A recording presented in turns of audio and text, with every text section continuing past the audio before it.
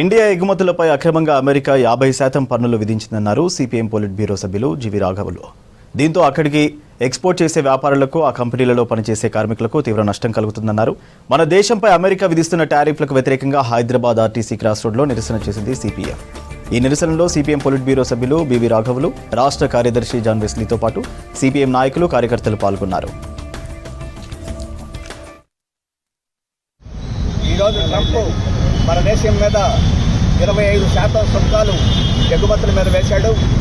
అలాగే రష్యా నుండి ఆయిల్ కొనుగోలు చేస్తున్నారని చెప్పేసి నెపంతో మనకి పెనాల్టీ పేరుతో మరో 25% సుంకాలు విధించారు.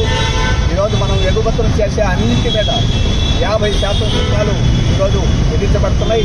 దీనివల్ల మన దేశం నుంచి ఎగుమతులు అన్నీ ఇప్పటికే పడిపోయినాయి. ఈ ఎగుమతుల మీద, ఈ సుంకాల మీద మూలంగా విదేశాల్లో ధరలు పెరిగి ఆ రకంగా అక్కడ కొనుగోలు తగ్గి మన దేశం యొక్క ఎగుమతుల మీద తీవ్రమైన దుష్ప్రభావం పడబోతున్నది. ఇప్పటికే పడింది, రాబోయే కాలంలో ఇంకా తీవ్రం అవుతుంది.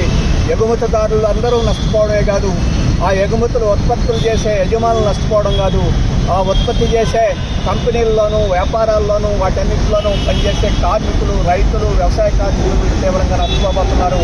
అందుకే చాలా తీవ్రమైన విషయం. ప్రజలందరూ అర్థం చేసుకొని దీనికి వ్యతిరేకంగా పోరాడాలని చెప్పేసి మేము కోరుతా ఉన్నాం.